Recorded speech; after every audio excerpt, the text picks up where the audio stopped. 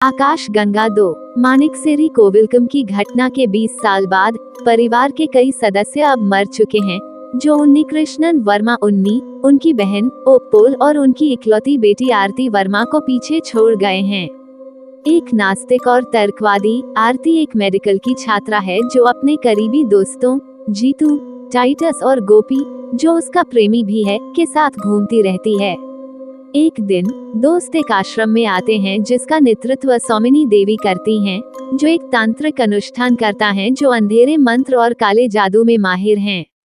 आरती आश्रम के दावों की प्रामाणिकता का परीक्षण करने का फैसला करती है, इसलिए उसे अपनी मृत मां माया डेजी की आत्मा से संपर्क करने की अनुमति है, जो प्रसव के बाद मर गई थी।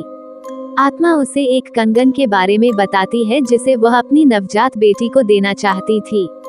जिज्ञासा से बाहर आरती कंगन की खोज करती है, जो एक निषिद्ध मंदिर की ओर ले जाता है जिसमें गंगा की बुरी आत्मा है, जो नौकरानी है जिसे दशकों पहले मानिकसेरी परिवार के पुरुष सदस्यों द्वारा निर्दयता पूर्वक मार दिया गया था। आरती गलती से आत्मा को मुक्त कर देती है, जिससे घर में कई असामान्य घटनाएं होती हैं। भयभीत चार दोस्त मेपादान थिरुमेनी से मिलने का फैसला करते हैं।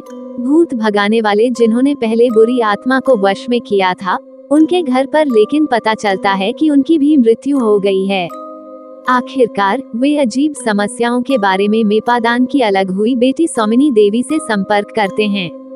सौमिनी देवी कहती हैं कि यह गंगा की आत्मा थी जो वर्तमान समस्याओं का कारण बन रही थी। वो उन्हें ये भी बताती है कि आरती की मां के शरीर से आत्मा को भगाने के बाद इस आत्मा के कारण आरती के जन्म के बाद परिवार के कई सदस्य मर गए। इसलिए मेपादान ने अपनी तांत्रिक शक्तियों का उपयोग करके बुरी आत्मा को कैद कर लिया, इस बार परिवार के मंदिर के अंदर, और परिवार के सदस्यों से कहा कि वे इसके दरवाजे न खोलें।